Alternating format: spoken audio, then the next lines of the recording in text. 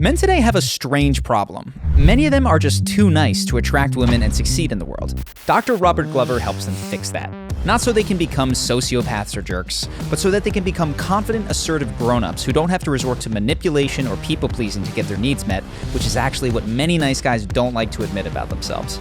In this podcast, we discuss how almost every modern man, including me, has some nice guy tendencies, how you can identify those tendencies and distinguish them from your real virtues, and how to become a man that women are deeply attracted to, and more importantly, that knows and respects yourself. I have a lot of friends that I don't think would have identified as nice guys, and I wish that they could, and I want to start by being like, what is a nice guy? How can people identify it in themselves? And what are the things that most guys will go, oh, I see that in myself? Let me give you the little elevator pitch about, the basic nice guy thing. A nice guy is a man, could be a woman, but I wrote a book for men because there's a lot of books on codependency for women. But it's a guy who at an early age inaccurately internalized life events as having to do something with him. And he internalized a belief, I'm not okay. He might not have intellectualized it, but emotionally internalized it. And has gone through life trying to become, number one, what he believes other people want him to be, so he can be liked and loved and get his needs met. And number two, hiding anything from people that he thinks might get a negative reaction from them. Usually his needs, his wants, his sexuality, those are the things that we typically hide away. And the nice guy usually is not even aware that he has this paradigm, this roadmap, this way of navigating the world. It got internalized often at such an early age that when we hit adolescence, and now all of a sudden we're interested in the opposite sex, however we define that, and we want to be liked and loved, and people think well of us. It gets more solidified. Well, how do I do that? How do I get people to notice me? How do I get people to like me? And so we just do more of that paradigm. And then by the time we reach young adulthood, it's pretty well, woven into the fabric of our personality. And we don't realize it. Now, in No More Mr. Nice Guy, I talk about two types of nice guy. When I first started working with nice guys, I started with me. And I thought, well, maybe they're all like me. And because I would tell you, I'm a nice guy. I'm one of the nicest people you ever meet. How come everybody isn't like me? How come everybody isn't considerate and conflict avoidant and giving and generous? And that belief I had that I wasn't good enough, the term for that is called toxic shame. I pushed that so far down inside of me, I wasn't conscious of it. I just thought I did everything right. I'm a good guy. Everybody should just recognize that and love me and like me and meet my needs and think well of me and approve of me. When I started working with nice guys, I thought everybody was like that, or at least all the men I worked with. But then I found out there's a second kind of nice guy that I call the I'm so bad nice guy. This is the nice guy who at an early age, maybe because of ADHD, alcoholic family, learning disorders, physical abuse, started acting out at an early age, getting in trouble, getting scolded, punished, sent to the principal's office, kicked out of school, starts doing drugs and alcohol at an early age, maybe sex, maybe just kind of out of control. And this usually goes into adulthood till maybe they join the military or get married or find Jesus or have a kid. And they go, I got to get my life under control.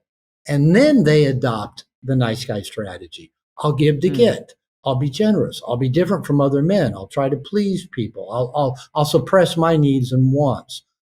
But these guys, their toxic shame's right up to the surface. And they believe it's only a matter of time till people find out they really are that fucked up loser.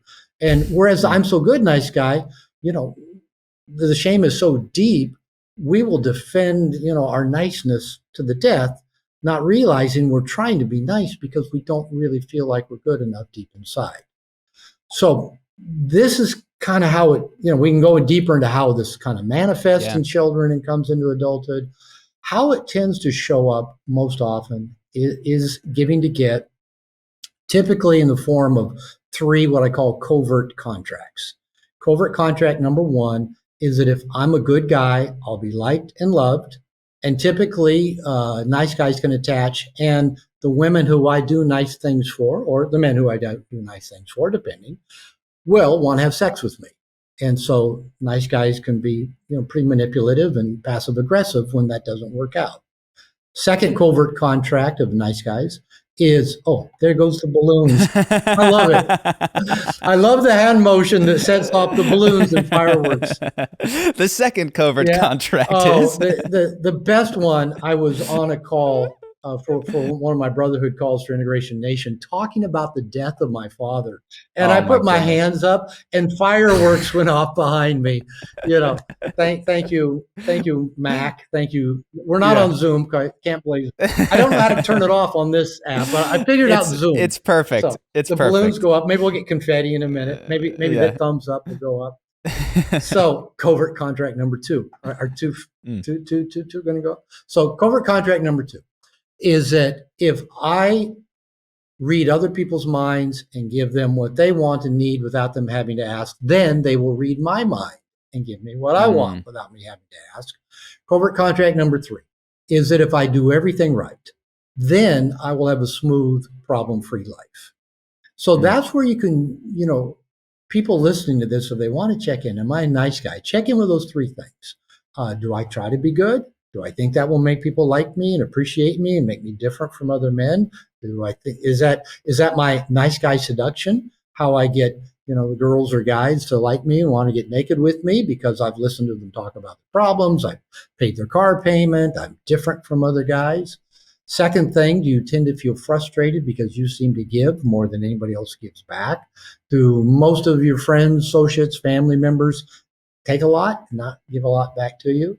And that third thing, you keep thinking, I think I did it right. How come no matter how good I do everything, I still have problems and I still don't get that promotion and the girls still don't like me. And, that Peter Panish, everything should go well. And so because of the covert contracts, nice guys are often anything but nice. They're often really frustrated, resentful, can be passive aggressive, can be rageful when things don't go the way they thought they should. Because, hey, I'm the scorekeeper. I kept my side of the covert contract. How come you haven't kept your side of the covert contract? And so when that doesn't work so well, nice guys have this tendency to double down on that same, plan and do more of it and get more frustrated, more resentful, more passive aggressive. Where, a lot of men I work with just end up kind of withdrawing and just feeling victimized and getting on the internet and writing about how evil women are or things like that because, hey, they should be giving me what I want. I did everything right. Yeah, I see myself and this is the thing I think at the time is I didn't identify with the resentfulness, though I can see how it cropped up in some areas of my life. The thing that really, as I was rereading it, stuck with me was one, obsession with goodness. I was a philosophy major, and my question was, what is good? How do I be good? It was such a deeply important question to me. 2 was a validation seeking from women. Like it became incredibly important for me, not just to have one woman like me, but to have I needed to learn how to dance, do jujitsu, sing a song, write a poem, fight a fight. Like I needed to be the Marlboro man, not even the Renaissance man who could do anything and attract anyone. Renaissance man on a horse, right? Exactly. So yeah, just a strong need for that. And that's a really strong dynamic in nice guys is that even with women we don't have any intention to having sex with, it's kind of like, we have to have their approval. They get that look on their face. If they look a little disgusted or they look disapproving of us, that triggers a pretty strong visceral emotional response in many nice guys. I find it fascinating because I want to touch on this. So let's talk about the childhood roots of where this come from, because I think that a lot of people deeply, at least I'll speak for myself, in revisiting my childhood experiences and re-narrating some of that story, I have grown tremendously. I've encountered pain that I hadn't known was there, and I've been able to address it sincerely so that it doesn't crop up in unconscious ways and reactivity in my life today. So where does this come from in childhood? Okay. This is a broad question, but we'll narrow it down. Sure. I think a lot of nice guys have a naturally easygoing temperament. I think that's my nature. My mother at times would tell women I was dating, this as an adult, she would tell the women, Bobby never did like conflict. And I'm thinking, who the fuck likes conflict? Why? That seems like a weird thing to say, to point out, but I seem to be attracted and marry women that like conflict. I tease my wife all the time, you love to fight. You go looking for a fight. She goes, no, I don't. Yeah, you do. So I'd rather can't we just talk about this and resolve it? Why do we have to have a lot of drama to get this done? I think I've always been fairly just kind of generous and caring. I think that's just my nature. Now, what happens to every child is we take our natural inherent temperament. And, if you've had kids or had more than one kid, you see that kids do pop out with a temperament of their own. Not every little baby pops out this tabula rasa and their personality gets written on them. Children all have their own temperament. Now, then nature, the environment does start writing on top of that, but how we interact with our life events is often determined by our inherent temperament. So every child comes into this world completely dependent, needy, helpless, vulnerable, and completely dependent on their caregivers to meet their needs and keep them safe and protect them and nurture them to grow. Mm-hmm. And because we are completely needy and helpless and dependent, we have lots of painful, uncomfortable experiences. We're hungry and nobody feeds us. We have a belly ache and nobody can figure it out. We have an earache, or we poop in our diapers and nobody changes it. We're cold and nobody wraps us up. Every one of those uncomfortable experiences, children are all just a bundle of feelings. They just feel it to the core of their being. And that feeling state triggers a survival reaction in every child. This is true of every human being. And when we experience uncomfortable feelings with a very underdeveloped, immature mind and nervous system, we try to do two things to make those feelings go away. So maybe a child sucks their thumb. I sucked my thumb till I started kindergarten. Maybe I was trying to, deal with uncomfortable feelings. The child might eat. They might cry. They might stop eating. They may not cry. They may smile. They may withdraw. Every child will begin to do things to try to alleviate those uncomfortable feelings. Now, they don't know that's what they're doing, so we can't think about this. Our reasoning part of our brain doesn't come online till much after, a few years after we're born. And in guys, you probably know this, it doesn't fully develop to about 25 years old. So this is not a reasoned thing. It's an emotional, reactive thing driven by a part of our brain down here in the brainstem called the amygdala. So that's our fight, flight, freeze mechanism. So one thing every child's trying to do is try to alleviate the uncomfortable feelings in the here and now. The second thing that they do is to try to prevent them from occurring again in the future. Again, usually just like, maybe a less mature than you have a dog, I have a dog. Our dogs learned how to try to prevent uncomfortable feelings from happening, but they can't reason it out, like an adult can. That's what children are doing with a very mature brain, trying to figure out how to make this not happen again. Now, I mentioned before that toxic shame. Every child is narcissistic by nature, so they're going to internalize, I'm the cause of these uncomfortable feelings. There's something, now this isn't words, it's not pictures. Yeah. It's an emotional state that gets internalized here. Right? That becomes our emotional operating system. That's our machine language. That's the DOS, as it used to be with Microsoft machines, that runs the machine, the computer of the brain, and then the apps of life get loaded on top of that. So every person grows up trying to manage uncomfortable feelings. Some become nice guys, nice girls. Some become angry. Some become controlling. Some, eat a lot. Some, suck their thumb a lot. We all do things to try to deal with those uncomfortable feelings and prevent them happening again. Nice guy syndrome is just one of many different ways to try to manage uncomfortable feelings. And of course, to be liked and loved and get our needs met and feel valuable and connected. All of that gets put into a paradigm, a roadmap, and we all have them. The roadmap that I had was, I'll be a nice guy. I'll be different from my father, different from all the other men I hear women complain about. I'll listen to my mom talk about her problems and complain about my dad. I'll be generous. I'll be kind. I'll be giving. I'll be, I won't argue. I won't be mean. I won't hurt people. That's what I thought. That will help me be liked and loved and get my needs met and not have to feel uncomfortable feelings. There's many other ways of doing it. None of them work. Yeah. they kind of work a little bit maybe when you're a kid because you got nothing else to go on. But once we go through adolescence, as I mentioned, and they get solidified, and then we bring them into adulthood, they're just wired into our unconscious. It's kind of the Jungian thing. Until we make the unconscious conscious, it'll rule our life, and we'll call it fate. So we're just walking around thinking this is how the world works, and this is how you interact with the world. And it could be that on one hand we're being aggressive and dominating, trying to get it to work. On the other hand, we're being submissive and manipulative and passive, trying to get it to work. Yeah, I found myself on doing both of them in different situations, and one was coded towards this reminds me of dad, fight, and the other was this reminds me of mom, be supportive, be a helper, be a hero. Yeah. And I think that's part of what confused me when I was reading the book is like, yeah, but there's areas of my life where I'm doing the opposite of this. And it was in coming through with a more nuanced, finer, like, okay, well, how do I address intimacy when I'm really feeling vulnerable? It's, this calls out my nice guy. And okay, how do I address, conflict sometimes with other men who are not in my tribe? Well, in this case, I'm a fighter. Like I will argue and not be so generous and kind and giving. And the funny thing is that your experience is not uncommon. To have some areas where your nice guy patterns show up more prominently, in other areas not. I worked with a woman years ago. She met her husband because he was a police officer, and she was a dispatcher for the police department.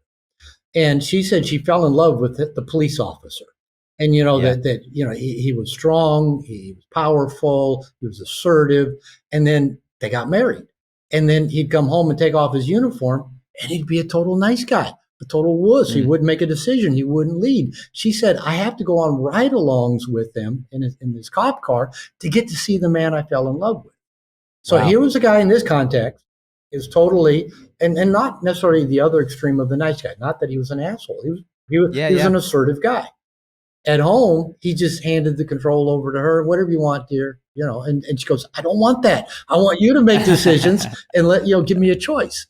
Yeah. I really relate to that. It's funny because I see myself the way I feel that there is a thing, and I'm wondering if you have this with your clients, where early in a relationship, I am tough. I'm like a stallion. I'm a Mustang. I'm tough to break. And I think that does attract a type of woman who's like, I want this one who is untamable, and I am willing to stick around for long enough in order to tame him. And then I'm in a 6-year relationship, and I've seen this pattern play out of like the intimacy is high, but the excitement gets low because that wildness has been tamed out of me. And it's only now that I'm really trying to recapture, okay, how can I have both intimacy and thrill? Can I, and I'm curious if you have thoughts on that. I do. Good luck.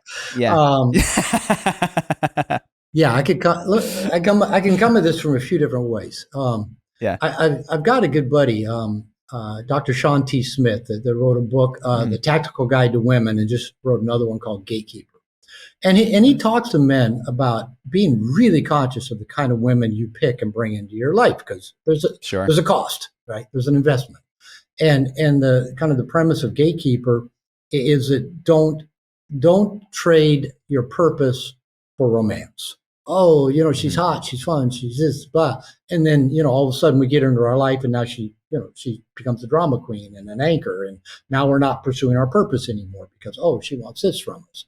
So he makes a comment in that Tactical Guide to Women. He said, you can't get the calm, easygoing, easy to get along with woman and the hot and crazy, keeps everything fired up. You can't, that doesn't come packaged in the same woman. He says, you really kind of got to lean one way or the other. Another really good book, Mating in Captivity by Esther Perel.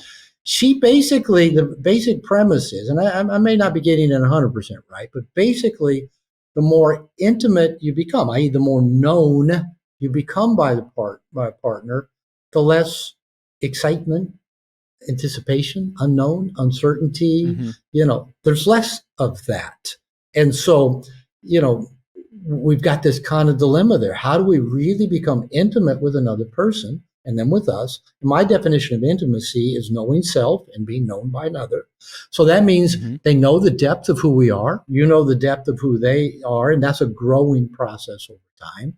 How do we have that kind of intimacy and depth of connection where we just truly value this person for who they are? and have that kind of intensity, just that intensity and never know, The not the not knowing. knowing. Yeah. And the best way I've found is that, for example, my wife Lupita, I mentioned I met her in Mexico, and we've been married 7.5 years, is a really strong woman.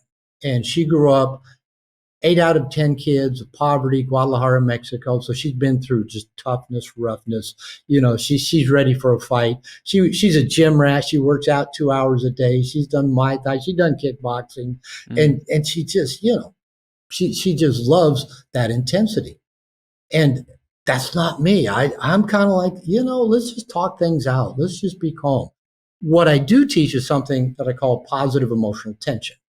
And what you were talking about early in a relationship, there's usually lots of emotional tension when two people meet, and we've got that attraction and the sparks going. Now, here's what I teach: is that in general, women have to experience emotional tension to feel attraction, arousal, and attachment to a man, and stay attached to him over time. They need it. It's the drama. Watch women with their girlfriends. Constant drama, constant this, constant, gossiping, backbiting, hierarchies, all that stuff that goes on with the feminine.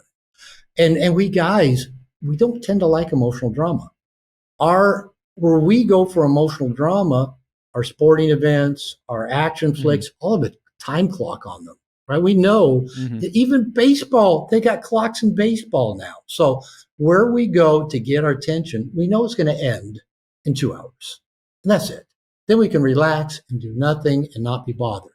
So what happens over time in most relationships, even the guys that were pretty good at creating the emotional tension early in the relationship, a little bit of surprise, a little bit of can't tie him down, can't tame him. Uncertainty and anticipation are two powerful creators of emotional tension in women. He loves me, he loves me not. I don't know. Is he going to call me back? Is he going to text me? Is he seeing somebody else? I don't know. All of that keeps things fiery. But then as you become more predictable, she knows you better. She knows what you're really about. She knows what you're really up to. And now that you've gotten more comfortable with the relationship and you're focusing more on your work, more on these things that require your time and attention, and you don't want as much tension in your life, you find the quick fixes. How do we just get this resolved? How do we just get it done? Yeah, what do you want to do for dinner tonight? There's less of the, and that's just kind of a natural thing that happens over time. So I do teach men. I have a course on it, and it's actually a book I'm writing now on positive emotional tension, is how men can create that emotional tension going in the relationship. Because I tell guys, if you don't create what I call PET, positive emotional tension, she'll create NET, negative emotional tension. She doesn't care. She doesn't care if it feels good to you or not. She just has to have emotional tension. So she might pick a fight with you. She might accuse you of something you haven't done. She might say, who are you chatting with on your phone? She might, anything to get you to react. And as soon as you're in react mode, there's tension. She got what she wanted. Now, sometimes it leads to, all right, some good hot sex that follows it. Most of the time it just leads to hurt feelings. And why is this woman acting so crazy all the time? So one of the things you have to do as the default masculine pole in the relationship is be conscious of her need for surprise, uncertainty, unpredictability, while still being you, right? Still being a dependable, predictable guy. And it can be as simple as one of the things that I started doing, 15 years ago. A woman taught me this, is I tell every woman I meet, wait, I'll open your door for you. So just the fact that they wait to get in and out of the car, I do it with my mother, I do it with my granddaughter, I do it with every woman I've dated. My son does it with his mom. He does it with his girlfriend. Tell the woman to wait. That's you creating a masculine pole, and then they surrender into the feminine pole. They wait for you to open the door. That creates an emotional tension, a polarity between the two of you. I see so many men and women walk, and the men and women don't even walk next to each other. They get to the car. The guy just walks over and gets in on his side. The woman gets. I'm watching that. I go, how boring. Those two are probably bored to death with each other. And then when my wife and I got back from camping, this is about a year or two ago, We went to pick up some pizza and we're walking out from the pizza place. And I opened her door, which I always do on the car. She gets in and these two kind of rough guys walking, they had a big jacked up pickup and they come walking up. They go, you don't see that every day. I'm going, what? And they go, a man opening the door for his woman. And they go like that. Like, how cool is that? You know? So that little thing creates a polarity. You're leading, they're submitting, and now all of a sudden that you can expand on that kind of polarity of how you set the tone and lead.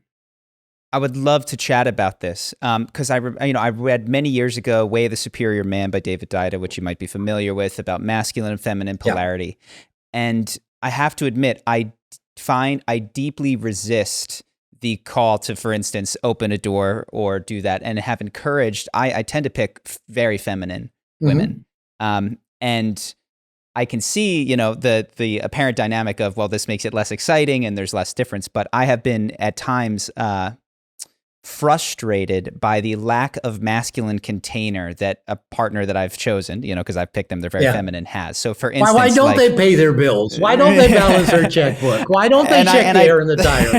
Yeah. So I've made way more money and have paid for most of the things I've done, and that's all fine. But there's a level of emotional groundedness and containment that has not been common, and it's only in my current relationship that I'm like, I don't want to provide all of the masculine containment. And in fact, I feel like I've sort of gotten more in touch with my inner feminine, which means I need less intense external feminine in order to feel balanced in my life. I don't know if that's something that you've seen in clients, but yeah, so that I would love to hear more about this, because I am early in the stages of what might be a very long relationship, and do want it to be exciting and do want it to be intimately connected.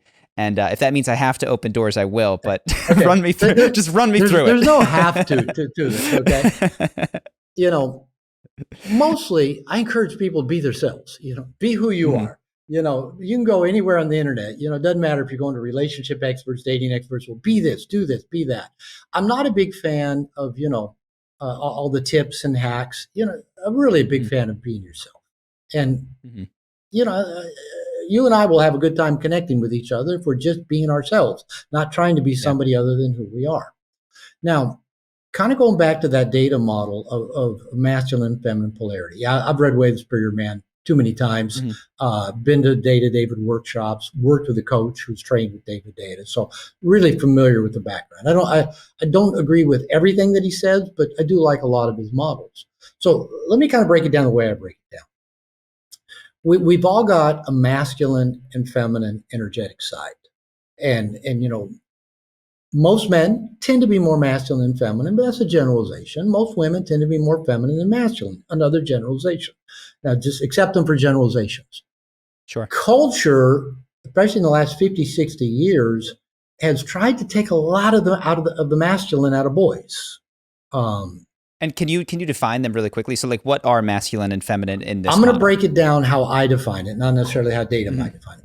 I break it down simply. Masculine does. Feminine is done too. Masculine is penetrating. Feminine is penetrating. Okay, and it fits with the yin and the yang model. The black and white thing that we've all seen. And that the masculine part of ourselves is the doer part in the world. It's out penetrating the world. It's getting the stuff done. The feminine part about ourselves is the receptive part of ourselves. It's the part that seeks connection and nurturing and the flow of love. And so most of us have some balance of that masculine and feminine. Most of us are a little bit more than one than the other. Some a lot more than one than the other. And a lot of the nice guys I work with do have a pretty strong feminine side. I do. I would identify as having a pretty strong I like to be appreciated. I like the flow of love. I like connectedness. I like clothes. I like color. So I would identify in that feminine way. Now, I'm, in spite of that, having that strong feminine side, do I love sitting around listening to women gossip? No, it drives me crazy. Can't do it. Would I rather be at my computer getting things done? Yeah, love it. I love being creative and putting stuff out in the world. So I do have that masculine side. But as I said, culturally, culture's worked a lot to pull that masculine side out of men. They're still working at it really hard, calling almost anything that men do that someone doesn't like toxic masculine. I grew up during the angry feminism of the 60s and 70s, that every man's a rapist, and erection's a sign of aggression. The best man for the job's a woman. Oh, there goes the thumbs up.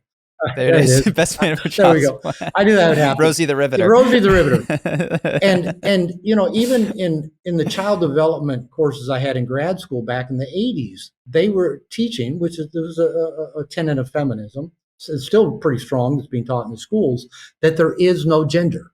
I had one guy tell me we teach our kids there's as many genders as there are people on the planet. I think that's more confusing than helpful to little children. And so what I was taught is that gender is a social construct imposed on children by society. We give boys trucks, so of course they play with trucks. We give girls dolls, so of course they play with dolls. No evidence to back any of that up, no scientific study. The opposite is actually true.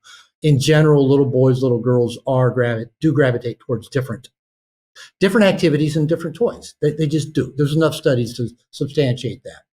But the rule of thumb I was taught in grad school, is that everything that boys do that's competitive is wrong or bad, and everything that girls do that's cooperative is good, even while they're saying there is no unique genders, boy and girl, even though they were saying the cooperative stuff is good, the competitive stuff is bad.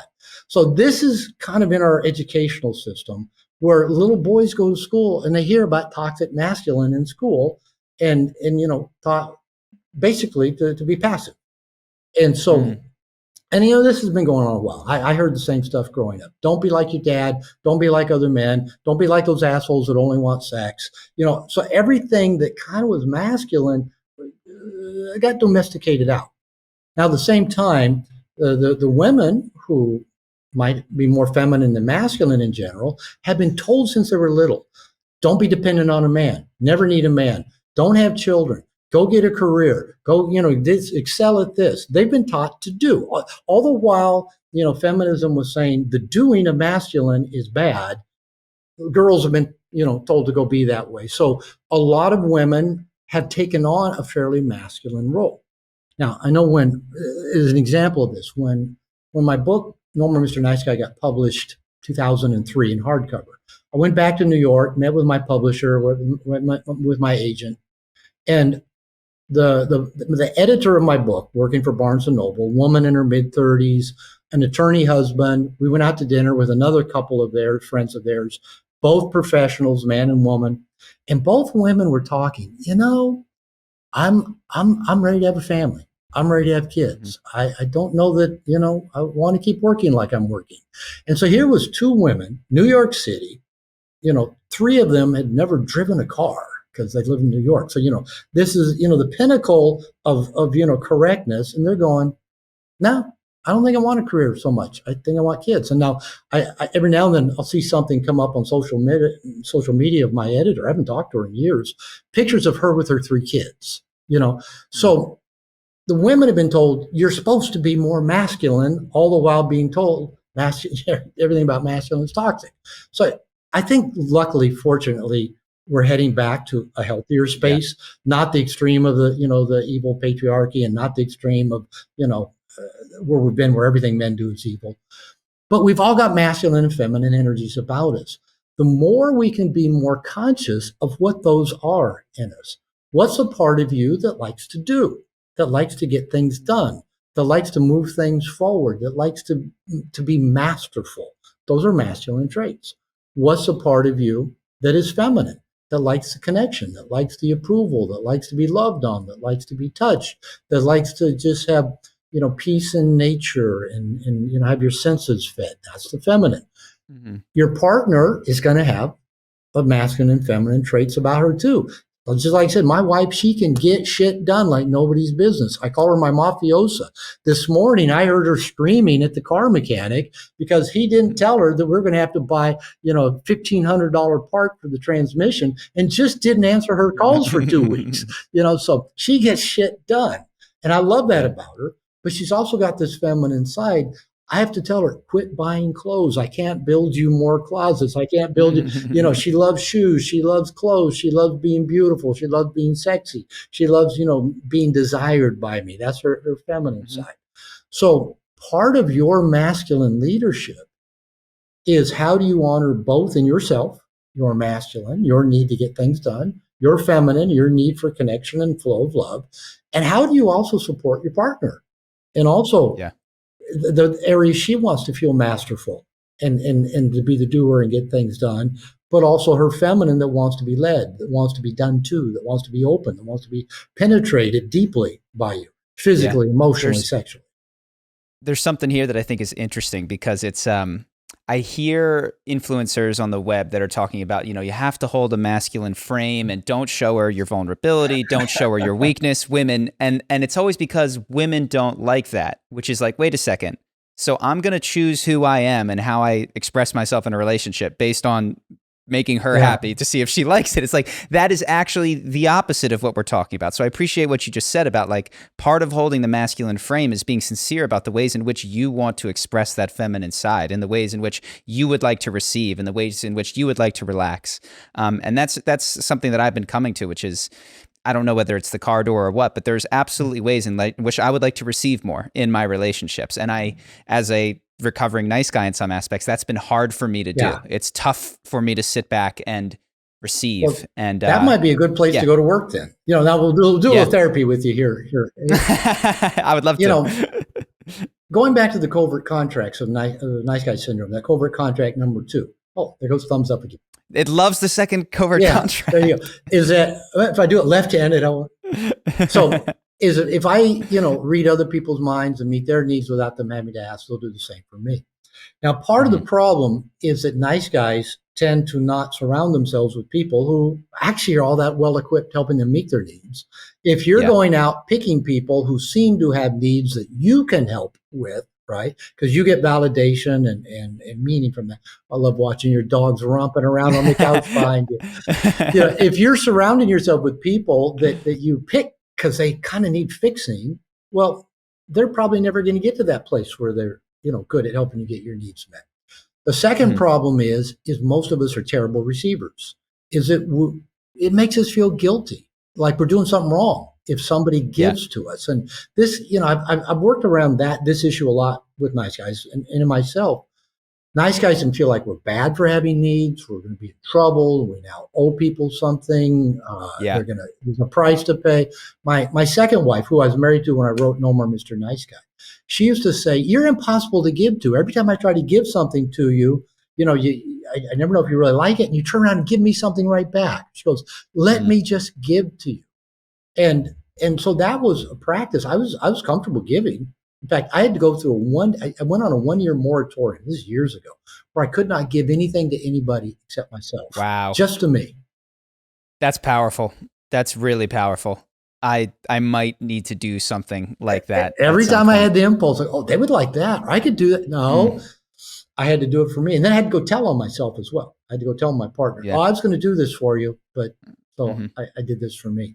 When I got divorced in my late 40s and became single, I got out in the dating world and quickly realized women wanted to do things for me. And it's kind of like, I'm pretty self-sufficient. You know, I can make my own money. I can start my own life. I can get things done. And women would say, well, what can I do for you? You don't seem to need me. I'd say, well, treat me well and make my world beautiful. You know, women kind of liked hearing that. But then when they try to treat me well and make my world beautiful, I'd be like this, because I dated one woman, for example. I met her when she sold me shoes at Nordstrom. So she'd always worked in retail fashion sale. So one time she came over to my apartment and I had some clean laundry out on my couch and she started folding my laundry. I said, don't do that. Don't do that. She goes, I like doing it. I said, I'm good at it.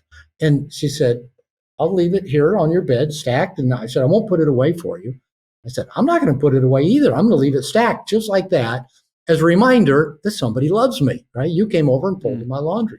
So I actually consciously started leaving my clean laundry on my couch, because if I didn't, she'd get mad at me. Why didn't you leave your laundry for me to fold? I had to start consciously letting people do things for me. Sexually, women, they take pride in, their sexual prowess. And I go, oh, no, let me focus on you. And I thought, I'm robbing them of their pleasure. When I met my wife, Lupita, she loves to do things for me. I'll be taking the garbage out, just carrying the garbage from the kitchen, out to the front sidewalk. It's all of 30 feet. I have to go through a door and a gate. And she goes, do you need help? I got it. Of course I don't need any help. It's just a bag of garbage. I had to start saying, yeah, come help me. Because I didn't really need her help, but she just wanted to accompany me. And that was her way of connecting with me. I met her because she was a massage therapist. I was walking down a street in Puerto Vallarta, and she said, hola, senor, want a massage? I said, no, tal vez mañana. And thought I liked her voice. So I went back and got a massage and started dating about 6 months later and got married a couple of years after that. She complains that I don't let her give me massages anymore. And she's right. Mm-hmm. It's kind of like I used to go get massages 2 or 3 times a week. Now, it's probably been months. Actually, I did get a sore neck. So I let her, even then, I have to work at letting her give to me.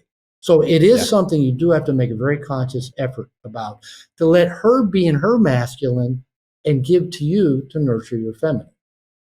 What do you find comes up in men, perhaps in yourself, in those situations? I have some awareness, but the massage thing is exactly an experience that I've had, which is if I'm going and I'm paying for a massage at a place, I feel very comfortable. It's one of my favorite things to do. But if someone who loves me is giving me a massage, I can last about 5 minutes before I need to, oh my God, that was great. Yeah, I have to escape that situation. And it's tough for me to actually let it in and enjoy it. So I'm curious if you have insight into what's occurring under the hood. That's a good question, because it's one I've pondered as well. I don't know that I have all the answers. A couple of thoughts is that there's a certain indebtedness now that we owe them. That's kind of like, I'll do something for them now.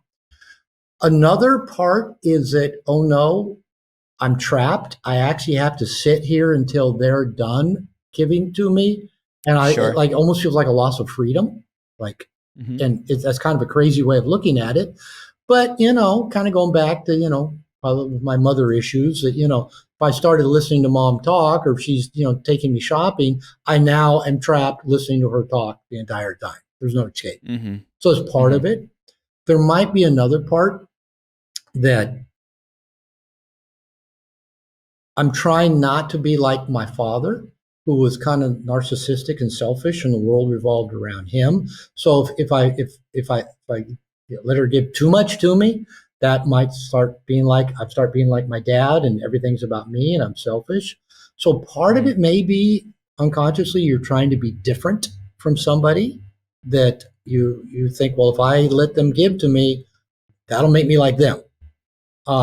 Again, this is one of those things that's going to take a lot of poking under the hood, because I haven't figured it completely out. I see all of those things in mind. I mean, I'm certainly aware of the indebtedness comes up very quickly, and the speed at which I try to relieve myself of guilt. I've realized one of my most reflexive compulsions is to escape the experience of guilt by returning the favor or doing something, and to allow myself to just sit in a guilty feeling has been a very illuminating, powerful, freeing experience. I love it. And I think, and similarly, there was I've had to learn how to distinguish between help. You talked about caring versus caretaking. Right. And I think that there were times. And by the way, I got to say this, in No More Mr. Nice Guy, about 6 years ago, they kind of did a little update. They didn't really change much. I wrote a preface for it. They corrected a few errors. They made a few errors new that they haven't actually fixed yet. So in the print version, and I didn't notice this till I went back to reread the Audible version, and I'm reading it in the sound booth in New York, and I come to this part and I'm going, wait a minute. That's not, and what it is, there's two images, 2 graphs next to each other of 3 traits of caring and 3 traits of caretaking. They got them reversed. They're reversed. So just go back and read. I've got the Kindle. Maybe it'll make We're sense good now. Yeah. But regardless of what they're titled, I think the distinction is powerful of, in this, the caretaking you have is it's given because the person who is giving needs to give it. Yeah. It's what they need to give. And I think there were times in my life, not all, I was well supported, but where the love that I received was of that caretaking variety. It was a gift that my mother needed to give me. It was not what I needed at the time. And I think that is also activated when I'm receiving a massage and it's not that great. And it's like, I'm supposed to sit here and be really grateful for this massage that is not actually helping my neck or back loosen. And I've noticed that and go, oh, wow, could you watch a YouTube video on this and then come back and try to give me a massage? Because we're afraid that will make us some kind of ass, some kind of ungrateful person for this thing. Exactly. But if you even think about it, because underneath it implies whatever they're giving to you has strings attached, which makes sense because the nice guy covert contracts all have strings attached. You're giving a massage because you're hoping that, it'll relax her enough that, she might take her shirt off. There's strings attached. So we assume, and especially if maybe our parents or caregivers also gave us strings attached because they got value from that giving, we do feel indebted, like we do owe them something now. And so, and one of the things we might owe them is to kind of not complain, to be kind, to not ask them to stop, to not be appreciative. Be appreciative. Yeah, that's powerful. You mentioned one thing that I want to talk about is how nice guys in the book, and I think you said it in this conversation, have shame around sexuality in particular. Yeah. And I don't know how many very young men you've talked to, like the Gen Z, but it seems that it's gotten even intensified. So I've like the fear of rejection, of approach, of all of that is at such a level that is stunning to even me, because the worst thing that happened in my time, you go up and it was a private shame that maybe some of the people in the room saw that you approached her and it didn't go well. Now there's a incentive to put it on the internet. And this guy came up and said this thing and it was so creepy and so weird or whatever. And so there's this fear that I've seen in like 23-year-olds and younger that is beyond anything I experienced. And so I'm curious, like, it sounds like our society is adding to that, the tendency at which people might have this issue and this syndrome crop up in their life. I'm curious if you've seen that. Yeah. I'm thinking of several different ways to come at this. Let's talk about sexual shame for a minute. Then let's come back to that piece. We live in a culture that just bombards everybody with sexual shame. American culture is still very puritanical. Sex is evil, sex is sinful. Without getting into a political debate, why is prostitution, why is two adults agreeing to a sexual contract a crime, right? That's only a crime, not because it's criminal behavior. It's a crime because of religious influences that's lingered on. That's just an example of how religious influence around sex being evil. I grew up in fundamental Christian church. I actually have 2 degrees in religion. I was a minister for 8 years. I was taught sex is dirty, evil, and sinful, so save it for the one you love. So, okay.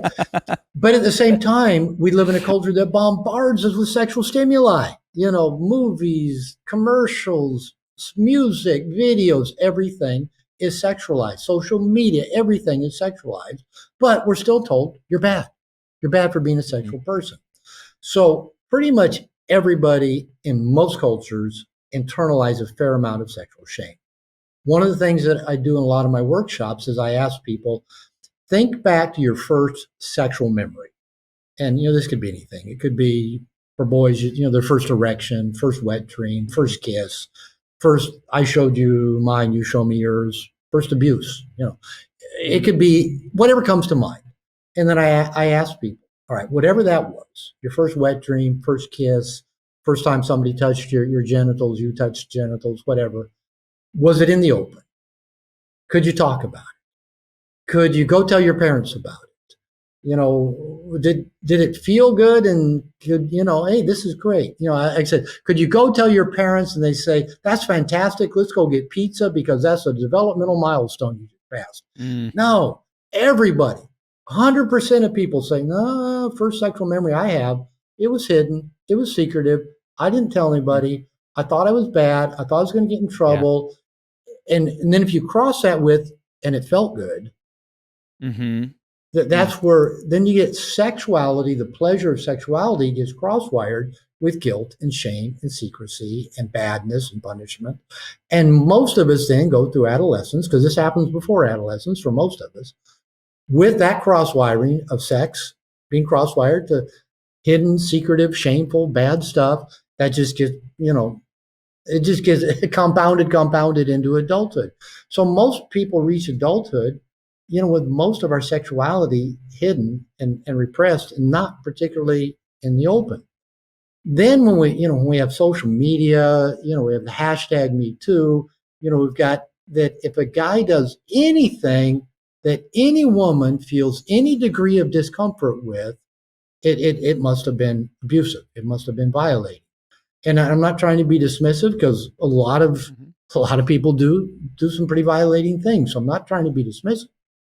But what happens is, if every little boy thinks, I'm going to get called out if I do anything wrong. I don't know about you, but I remember, taking a girl to a movie on a date. I'm inexperienced. I'm maybe 15. And, I don't know what you do at a movie on a date other than, she seems to like me and I seem to like her. So I put an arm around her till my arm falls asleep, because I don't think I can move it. And, maybe you kind of reach out and see if you can touch the side of her breast and see does she have any reaction to that? I guess that's how maybe most people kind of did it. And nowadays, I think that would be, like evil, totally off limits. Now I'm also a big fan, especially with older teens and adults, when you are being overtly sexual, have a conversation, about, about STDs, about protection, about pregnancy, about what this act means to people, and don't do it drunk.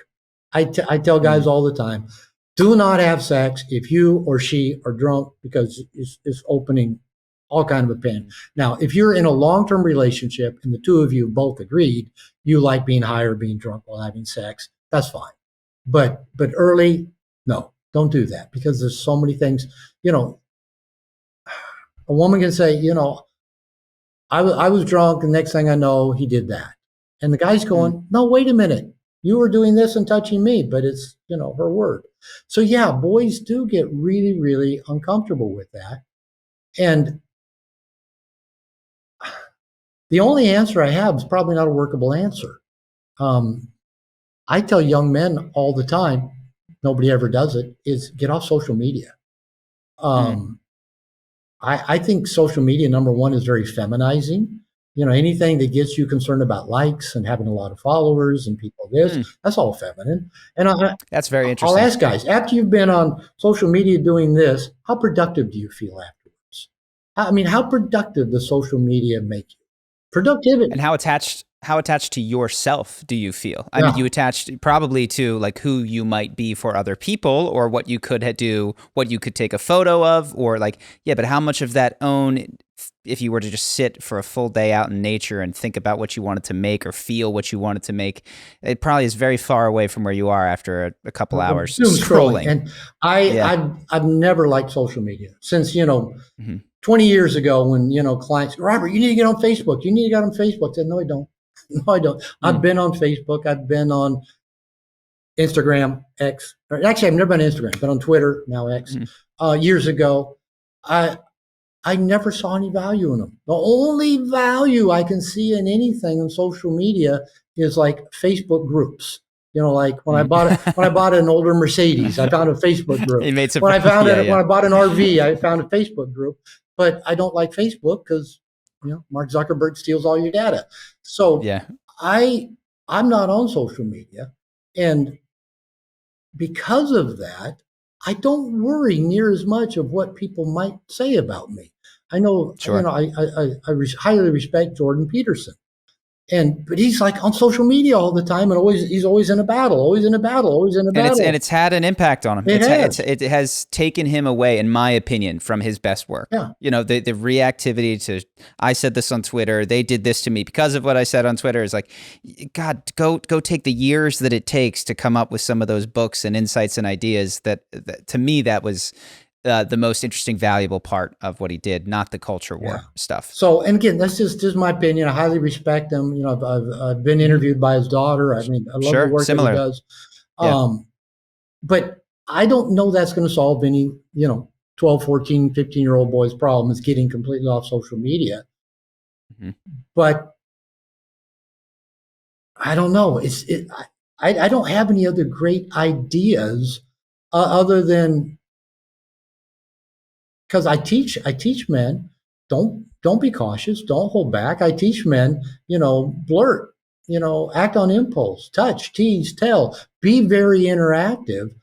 But again, I'm mainly teaching men that haven't grown up in the last 10 to 15 years of the school system where anything that's offensive to anybody is abuse. Yeah. And I don't actually have an answer for the way through that. Okay, so we already had this issue with sexual shame, and now what we're saying is, yeah, it's going to get layered on perhaps even more, and the experiences of feeling liberated, free in interactions, especially early in your life, are going to be very few and far between for young people. So how do we unwire that sexual shame where it's, it was a secretive thing that I never talked about, all this, and it felt good? If I look at my own self, I see, wow, it's only, again, recently that I'm realizing the level of disconnection to my body that I'll have in a sexual experience. So how do we work on unwiring that, coming back and not having that shame be such an integral part of what we connect with those experiences? Okay.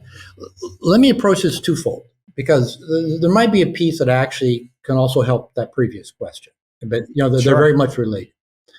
One of the things I say in No More Mr. Nice Guy is don't try to do this alone. Don't try to break free from nice guy syndrome on your own. You didn't become a nice guy in social isolation. You won't break free in social isolation. I began what I call my recovery journey by going to a 12-step group for sexual addiction. I, quickly realized I wasn't a sex addict. I wasn't having enough sex to be a sex addict. Even I wanted to have sex with my wife, and she kept saying, "You're a sex addict." I go, "Well, we had a lot of sex before we got married. Now we don't." So I went. Can I pause you for 1 second? I think that is such a common frame that occurs with nice guys, which is at least what I thought my problem was and what the actual problem was. I was like, if only I could be more receptive to feedback from other people, that would solve everything. And it's similar to what you're describing. Is I thought that I was this pushy sex addict, and what I was in was a marriage where we weren't connecting at that level. I find that so fascinating, and I think deeply true for a lot of people. And I'm so grateful for it because I landed in a 12-step group for sex addicts. Quickly learned I wasn't a sex addict, but it was all guys. Yeah. So it was my first men's group, and most of them needed to be there. They had some gnarly shit going on, and I'd share, and they'd probably go, "Thanks for sharing, Robert. Why are you here?" But for the first time in my life, I came aware of what toxic shame was and what it felt like to start revealing it, and in the process, to speak it out loud and to go through that cathartic experience, and to get feedback from people that had no judgment of me, and then didn't think I was bad. Around that time, I also started working with a therapist, a woman therapist. I'd go to my 12-step group and reveal stuff I'd never revealed to anybody. Again, remember, I grew up in fundamental Christian church, critical, angry father, angry feminism of the 60s. I had plenty of shame tucked down there. I'd go to a therapist and I'd put stuff out. And she goes, "Well, let's explore that, see what it means." I go, "Oh, you're not shocked?"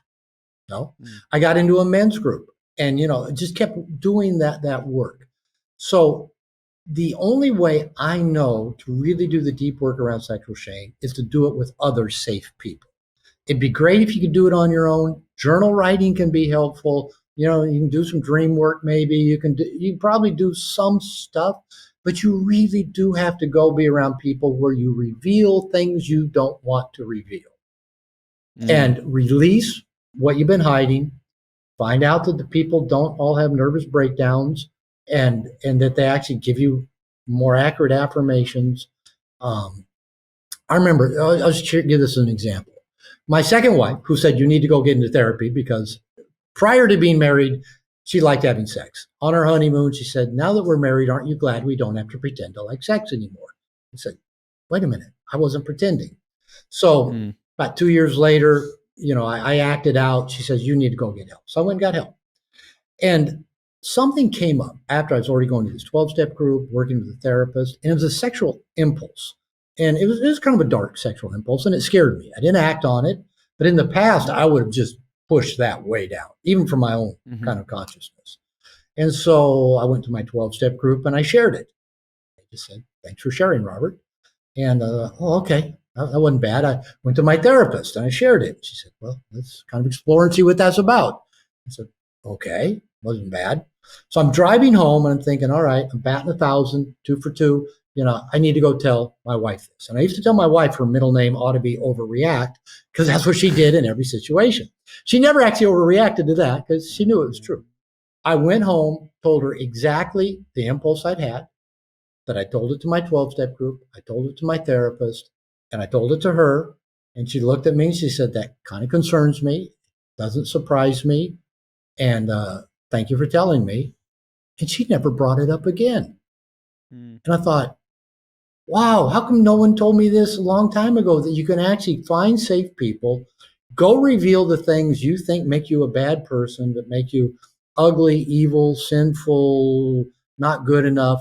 Go reveal it, get positive feedback. Then you can start revealing that through word, action, just how you live, to everybody else on the planet. Mm-hmm. And realize Mm-hmm. not everybody's going to think you're amazing, but you're not going to be near as offensive to near as many people as you think you are.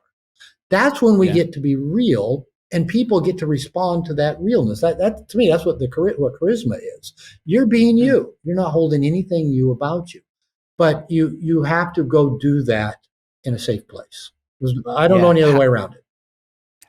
How can we identify safe places? Because I know that some people, I feel very fortunate to have had opportunities to do that were safe. And I know that not every place is safe for that. In fact, you could share that with someone, even a terrible therapist who's like, "Oh my God, this is horrible. We need to report you to the authorities." Or like, so how can we start to feel through what would be a safe place That's a good for question. that? I tell people, begin with the list of people who are not on the list is family and your Mm-hmm. girlfriend or your Okay. wife, because you know they might be shocked. They might be Mm-hmm. shaming, because most of us probably have at some point been shamed by people who said they loved us. We Yeah. need to go find people who have no investment in us having investment and them having to like us and think we're good, and they're professionally trained to recognize what is the revelation of shame. I'd highly recommend a therapist. 12-step groups can fall into that. Men's groups, coaching, I think would fall into it. One problem with the coaching world is that there's no like real requirements for a coach to be a coach. And I'll come back to how maybe you can test any of these people. Uh-huh. It could be a minister or a rabbi. Unfortunately, I'm not singling out ministers or rabbis, but I've known plenty of people in therapy told me Yeah. that I told my abuse to so and got abused all over again, either Yeah. verbally or physically abused again. Oof. So there is a vulnerability, especially if you're revealing abuse issues, that sometimes predators do take advantage of that. So here's my best test. This isn't just like testing, with a therapist or a group. I would recommend this like in a relationship, friendship, uh, interpersonal relationships. It's a stair-step method where you reveal a little bit about you and then Mm-hmm. test. See what the people do with it. Reveal a little bit about you, test. Reveal, test. Don't just gush out your whole life story. Don't hold Mm-hmm. everything back to where nobody gets to know you. With new people, practice revealing little parts about it. See, do they respect it? Do they hold it in confidence? Do they share Mm-hmm. reciprocally? Do they kind of match your share with their own personal share? If after a few of these tests, you either find out they gossiped about you, or they shamed you, or they did something negative, or they never reciprocally share back, I'd quit revealing to those people. They're not Yeah. safe people. So that's the test I would put in any situation, whether it's a new friend, a girl you're dating, guy you're dating, a therapist you're seeing, coach you're working with, men's group you're in. Share, test, share, test, share, test. And especially if like you're in a group or something like that, are other people in that group also sharing and revealing in similar kind of ways? So it's a process you can actually be conscious of how to go Yeah. about sharing. Yeah, I love that. I think those are all great things. I think I was lucky enough to instinctively do some of that, and then what I've developed having done that is a sense of if I'm being seen or not in a Yeah. relationship and in an interaction, which I can feel it. I can feel if somebody's projecting onto me their issue or if they are seeing and receiving me, which is not a capacity that I had 3, 4, 5 years ago. If they projected onto me, I was like, they're seeing me. This is a horrible thing that is about me, when really you might just have activated some shame in them by opening up about something they have encountered in themselves. And we all do that with each other without knowing it. That's one of the beauties of conscious relationships is knowing, say you and your partner, you're going to project stuff onto each other from your past experiences. You're going to bring up your defense mechanisms from your past experiences. If you know that's going to happen, you guys can watch them and be the observer of them. And especially maybe if you have outside help to help you watch them and observe them, because sometimes they're harder for us to see in ourselves. But that's why relationships can be so dynamic and so powerful, is that knowing we all are projecting old stuff on our partner all the time. Yeah. And if we just know that, it kind of lets you work with it. Yeah. One thing that that is coming up, I was just reviewing No More Mr. Nice Guy, and I was going through my highlights, and you tell one story. I think we can think of projections sometimes as, I'm projecting the bad things, but sometimes we can project our power onto other people. So it's one of the stories that you tell is about a guy who was trying to get sex from his wife, and your advice to him was go on a 6-month moratorium, no sex, reclaim your own sexual contact with yourself. So you can still be sexual inside of your own body. You can still, feel good yourself, but you are not going to seek that in her. And if you'd like, you can tell the story, because I think I'm smiling because that was about me. Yeah. Oh, that was about you. That story was you. Yeah.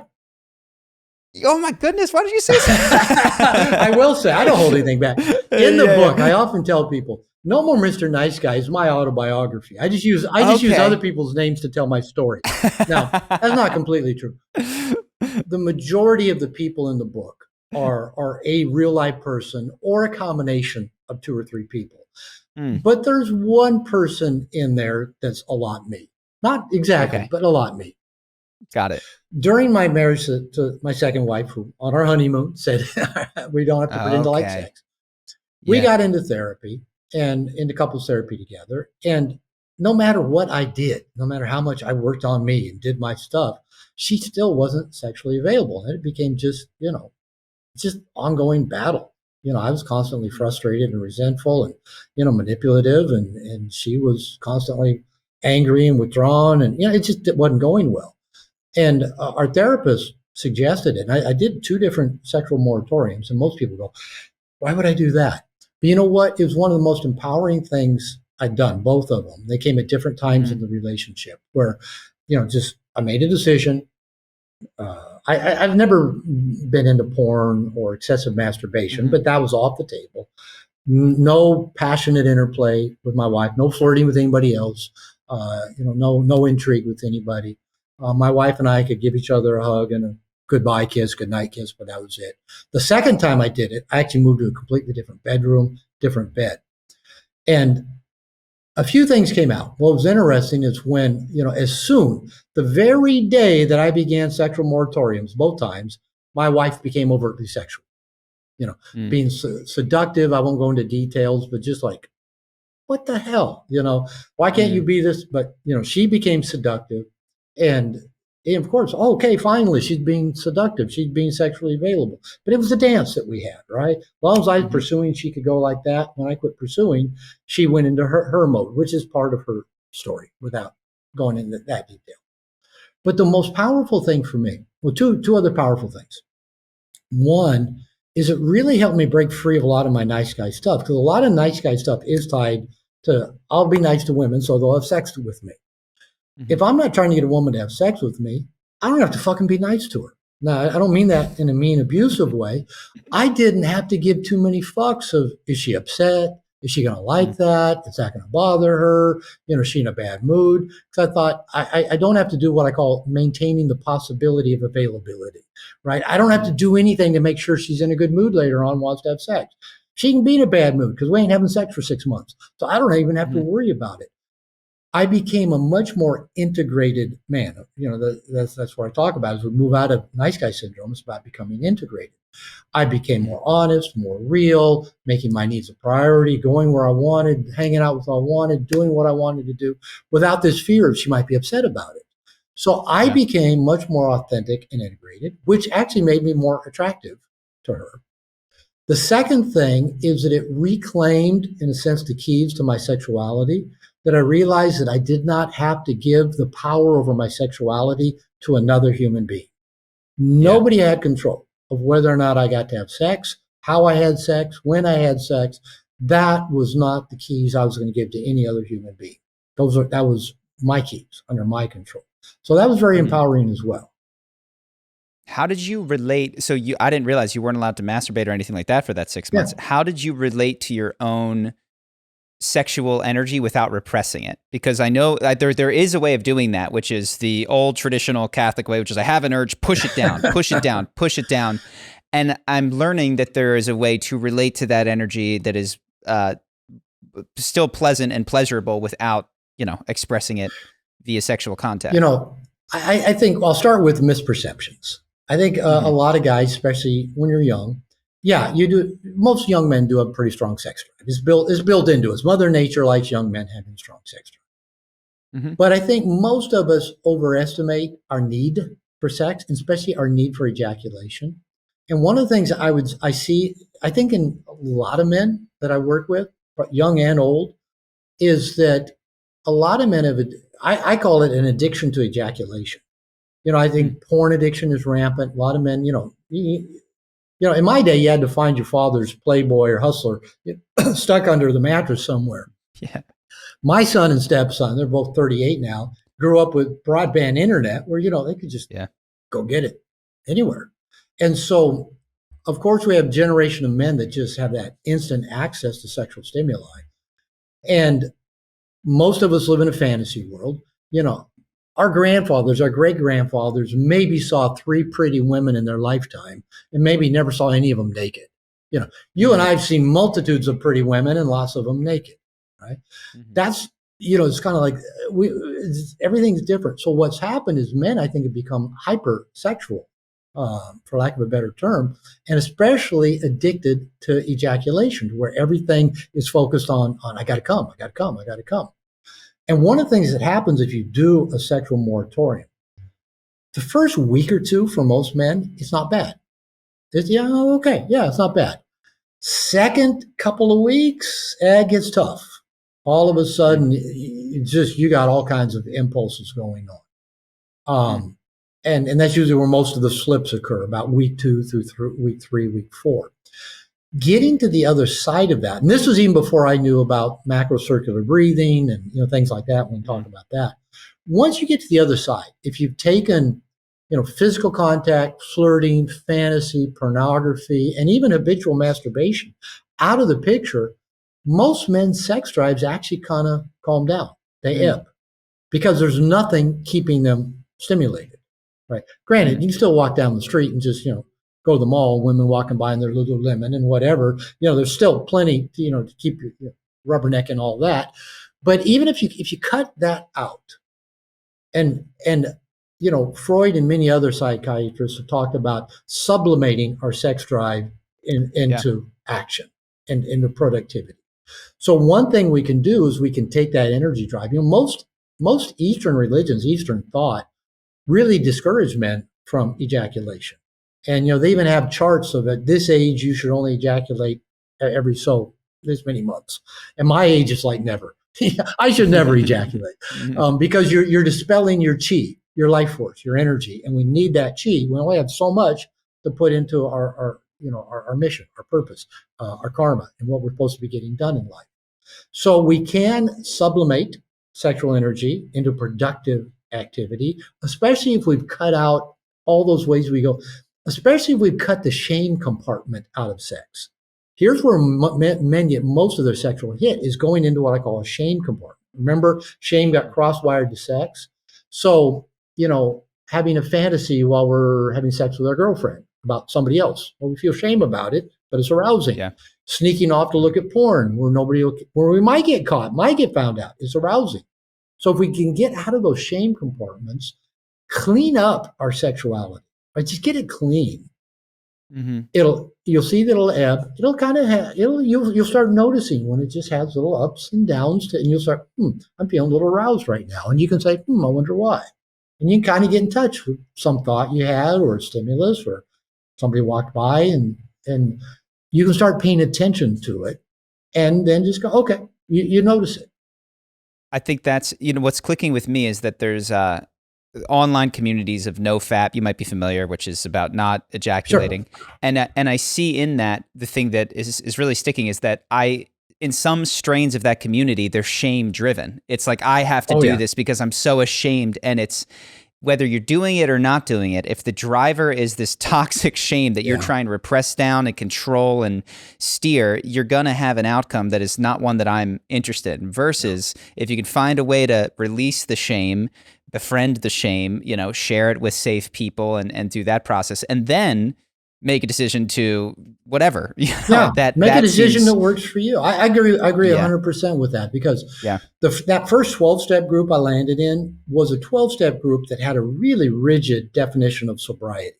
You can only have sex in a heterosexual marriage, and no masturbation and no gay sex, and it was too much like my fundamental religion. So I only stayed in that particular group for a little while. It was a good start.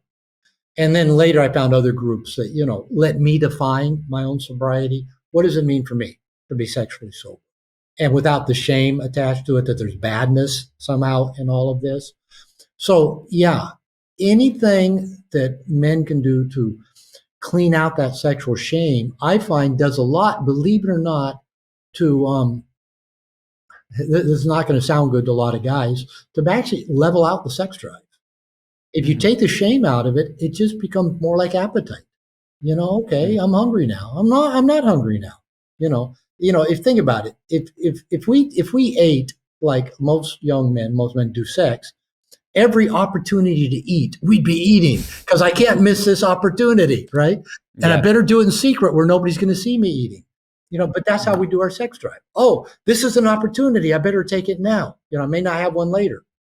And so if you take all that shame out of it and we give the ownership back to us, we are the owners of our sexuality. Nobody gets to shame us. Nobody gets to tell us we're bad. Nobody gets to say you can't do this when you can do this.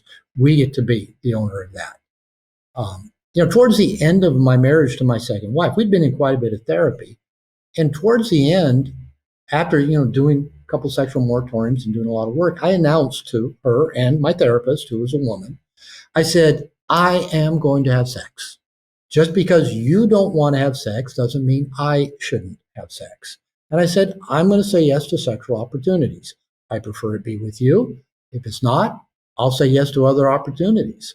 And both she and the therapist nodded their head like, how do you argue with that? If she didn't want to have sex, why did that mean I shouldn't? So that was a powerful act for me to claim my sexuality as my own, to be overt about it, to be empowered with it, to not have anything hidden, no lies, no secrets. This is totally in the open and it's mine. And that was really empowering.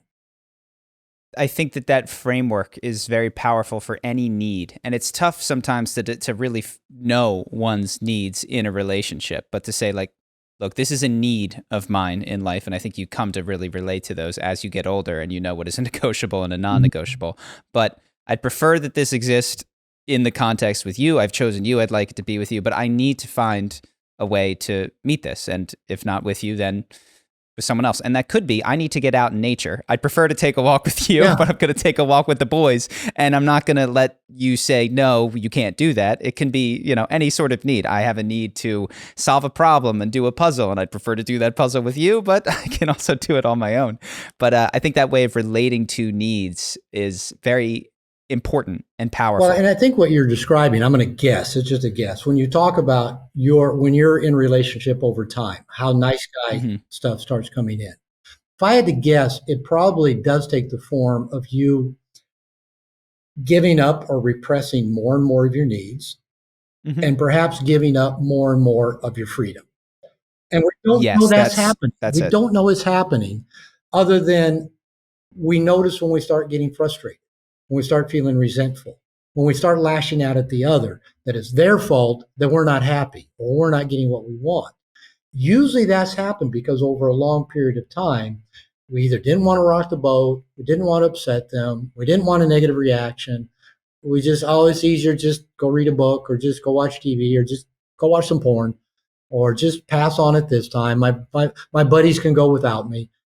We start making those sacrifices over time to go along to get along. And we don't notice we're doing it until enough of them pile up that we start lashing out, usually is what happens, or we start acting out. We start engaging in hidden, secretive, destructive behavior. All of a sudden we notice, oh, we're on social media flirting, with some woman why are we doing that? Probably because we went too long without being clear about what we need in our relationship. Yeah. In my particular flavor of it, it would come up just for instance, like I would be playing video games. My girlfriend comes over and I don't stand up to give her a kiss at the door. And that becomes well, why aren't you giving me a kiss at the door?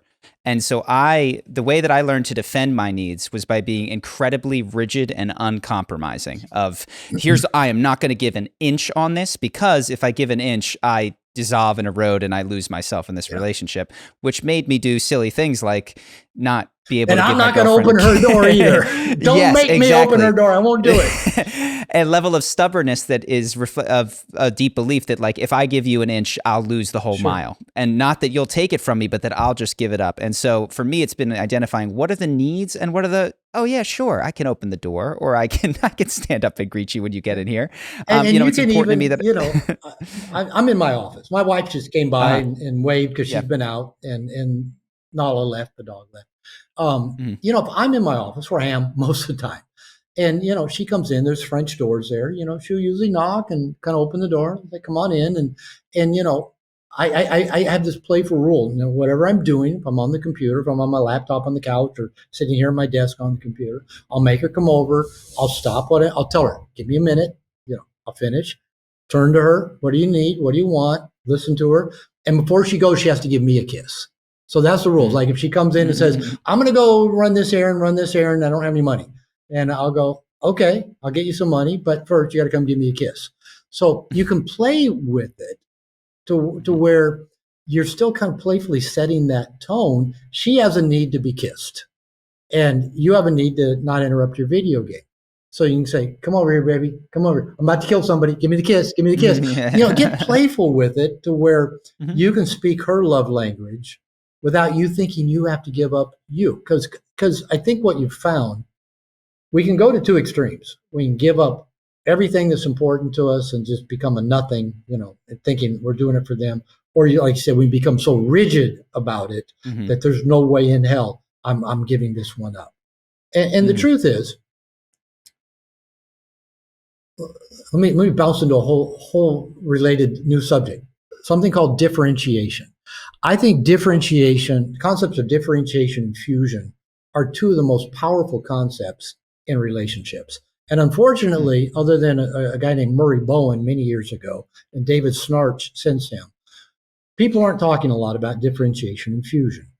Fusion is where you give up you to be a part of the relationship. And this is like, being absorbed into the Borg, the Matrix, whatever. You lose you for the sake of some other person or the relationship. Differentiation is the ability to still be you, a whole independent person, then be them, a whole independent person, and connect with each other in mutually interdependent ways without having to lose self to be connected. Powerful concept. Yeah. So children and families don't get differentiation encouraged. When a child's brain starts developing around 2 years old and they start developing an identity of self and they can talk, they're a little mobile and they start saying, no, myself, things like that. What do we call that phase in children? Terrible Terrible twos. twos. It's the worst. Yeah. We call it the terrible twos because a little person is differentiating in ways the big person doesn't want, and because the big person makes the rules, that's terrible. The truth is perfect. The child should be differentiating and express their wants. Yeah. Just because they're in sometimes opposition to the wants of the big people always win. Children are not encouraged to differentiate. They're encouraged to go along, get along, follow the rules of family, school, religion, society. So we are not taught differentiation as adults. The big people can do whatever they want to the little people. So what children do, they go one of two routes because they can't ask themselves. Differentiation is the ability to ask yourself, what do I want? What feels right to me? And then do it in spite of change back messages from people around us, or the guilt, neurotic guilt, anxiety between our ears that says, I'm going to be in trouble, I'm bad. So an integrated, authentic person asks, what do I want? What feels right? And then we do it. Okay. That's differentiation. Because children can't do that, they tend to go one route or the other.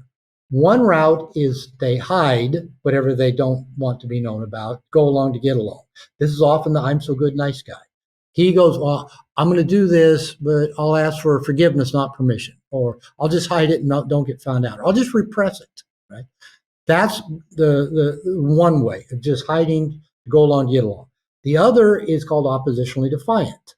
Well, if I do it your way, I lose, you win, I don't exist. So I will do the opposite of what you want, the big people, and I'll even cut off my nose to spite my face. If you want me to go to college, by God, I'm going to flunk out of 10th grade. If you want me to be sexually pure, I'm going to every loser in the neighborhood. You go the opposite direction. And most of us then reach adulthood going one of those two things because nobody ever taught us, no, this is where you ask yourself, what do you want? And then you do it openly without defending yourself, without excuse. So it's so easy to do what you said you do. We either give ourselves up, go along, get resentful, hide everything, or we get oppositionally defiant. No way in hell am I getting up to give you a kiss. Ain't going to happen. Ain't going to open your door, baby. It'll be a cold day in hell before your door gets open. And neither one of them serve us. And neither one is connected to self. They're both in reaction to what is being asked of you. Exactly. And if I'm going to fight and I'm going to acquiesce too, but there's no, well, here I am. This is the version of life I want to. Here's what I would like. Because nobody taught us to do that as children. Infused educational systems are fused, religious systems, governmental, cultural. They're all fused because the big powerful people like controlling the little people that don't have power. That's just kind of the nature of the world. So you can watch those patterns in yourself. Am I being, like rigid asshole for no reason, even where I'm hurting myself because I'm so bound to not give in? And then ask yourself, what do I really want? And then see if you can have a discussion with the other person, whoever it might be, about how maybe both of us can increase the odds of getting something that makes us both feel good. Yeah. And I think that's a very creative act because the belief that has kept me away from what do I want is, well, if I give what I want, nobody else is going to want that. But if I actually open up and go, well, what would I like? It's like, well, of course I love my girlfriend and I want to, and I want to find time that is connected and close and loving between the two of us. And also I want to feel autonomy to like finish the thing that I'm doing and not be interrupted and not feel like I'm whipped by my girlfriend. Sorry guys, gotta go, and so there's a version of reality where what I want exactly is, or not exactly, beautifully coincides and dovetails with what she would like to have happen.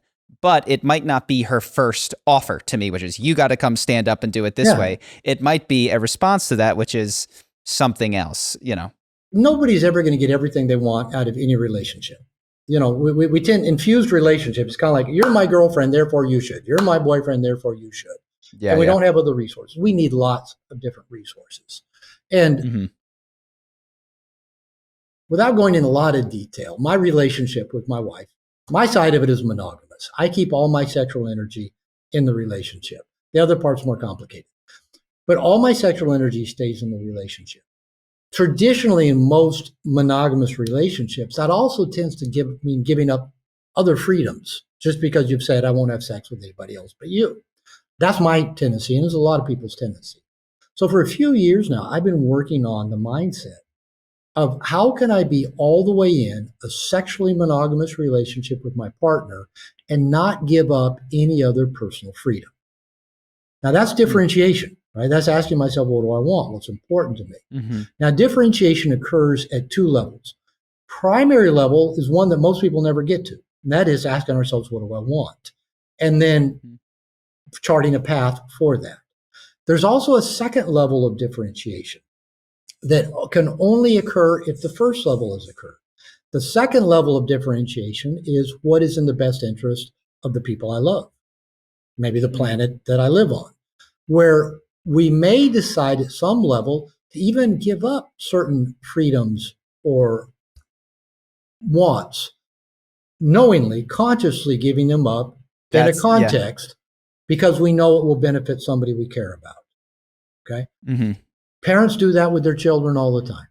Do you want to get up at 2 a.m. and sit with your kid when you need to get up and go to work in the morning? No, but you do it because the child needs it. Are the things we need to do to, help our planet be healthy? Yeah, we probably need to do them even if they involve some sacrifice. Again, not trying to get political, but you can't do level 2 until you do level 1. A lot of people want to skip level 1 and basically just cave their way to level 2. Oh, okay, what you want. All right, I'll do that. I'll give up my video game because I know you, blah, blah, blah. Mm-hmm. So I one of my jokes, you said you lived in Latin America part of your life, right? Yeah. And you learned a little Spanish, right? ¿Tú hablas español? I used to speak really, really well. Now it's mediocre. Okay, well, we'll play a little game. How do you say the word wife in Spanish? Esposa. What's the plural of wives? Mis esposas, I imagine. Okay. Yeah. What's the word for handcuffs in Spanish? Oh, God, I don't even know. It is esposas. Oh, is it? You can ask this. I've asked this to plenty of Spanish is the first language, and maybe, but they speak English as well. And you can ask a Spanish speaker, how do you say wives? Esposas. How do you say handcuffs? And they just get this weird look on their face, kind of like, I never thought of that before. How come the same word in Spanish for wives and handcuffs? The same word. And the point of it is, whether we call it the ball and chain or whatever, as soon as you start giving up your wants and desires and needs to go along to get along, you're going this route now, not good. Mm-hmm. But as soon as you say, there's no way in hell I'm giving this up, you're going this route. And probably neither one are going to serve either person's growth in the relationship. But learning to ask, what do I want? What's important to me? And what's in the best interest of the people that I care about? That's a really mature person who I think is making a real difference in the world. I love that. I'm only starting to be able to see the possibility to have both myself and a higher order us. It had previously, and this is why I had such resistance to the committed relationships, was like, if I get the higher order us, I lose the me. So I'm not gonna do that. And it's, I've had mentors and, conversations like this that are indicating, and I'm feeling it's like, oh, that doesn't have to be the case. And actually it's the beauty of the challenge is because culturally the pressure is to fuse, to give up you. I mean, not just from the people you get, not just the women you get in a relationship with, it'll be all of culture. Give up you, like, parents, when are you going to give us a grandchild? That's fusion, right? Give us what we want. We want to be grandparents. So there's always going to be that pressure. But the beauty of personal evolution always comes when there's an asserting of self in the midst of pressure to conform. That is why humans evolved more than any other species. We have this strong drive towards independence and this strong need for connectedness. Now, those two, they can go to one extreme or the other. We can lose ourselves completely for connectedness, or we can be the lone wolf and never have any connection. But the tension of those two things has created tremendous evolution in the human species. And that's where I say conscious relationships can be such powerful personal growth machines, because we do have that tension. The tension of you being a you, and not giving up anything about you that you shouldn't have to give up anything important to you to be in a relationship. Why would you do that? But yet it's what we all kind of implicitly, unconsciously agree to. So how do you not give up any part of you, yet still make the needs and wants and desires and maybe love language of this other person a high priority? That's a tension, right? But it's a beautiful tension that if you stay conscious and maybe you have some help with it, the two people involved can really grow. Yeah, it's a beautiful question. And already in that, it's like the level of compromise that opens up for me of the things that don't matter that I would be happy to do. The opening of, I don't care about it. That doesn't bother me at all. It's what it is. Yeah. Well, just meaning that I would be happy to do all of those things as long as I got to keep myself. Yeah. And the reason that I resist that is I go, oh, this is one domino of 100. And so I appreciate the that question. How do I get me and us is a really powerful one. Beautiful. Well, you mentioned Integration Nation. You've had this on your shirt, so I want to make sure we touch on that. Yeah, it's people say, okay, anything you want to plug. Yeah, just go to integrationnation.net. It's a men's membership program launched in July 2023, and I'm a big fan. Kind of quickly going back to that one question about young boys. Why do boys grow up trying to please women? It's natural. We were born to a woman who took care of us. We had to please mom. We went to school, had female teachers. We had to please them. Our ancestors, the boys, were taken by the mature men, the masterful men, and given a masculine initiation, and then moved on from having to please mommy figures in their life. Most boys are missing that. Most men are missing that. So I'm a big fan of men having tribe, of having connection with other men. And I think that's where we learn how to differentiate, make our wants and needs a priority. And it's the foundation that we build healthy relationships with women on, is the connection with men. So I've done my biggest growth while connected with men. And I'm a big fan. So this is my legacy. I've dedicated I've told myself 20 more years, I'm 68. So, okay, 20 more years. I don't need to retire yet. But I'm just a big fan of giving men the resources they need to be their best selves. So, and so that's a group that they can join that is like an online community to online, have lots and lots of features to it, a lot of moving parts to it. So, yeah, just integrationnation.net, and there's a little breakdown on the landing page, and just tell them what it's about, and just tell the guys, go check it out. Beautiful, beautiful. Well, if you guys want to check out Integration Nation, and I definitely recommend, I've not done that, but No More Mr. Nice Guy. Like I said, I've read a couple of times already. There it is. Don't get the 2016 version with the reverse carrying and caretaking. If you do, just get the yellow marker and cross them. Beautiful. Well, thank you so much for the conversation. This has been amazing. Been fun. It's been a blast. I appreciate it.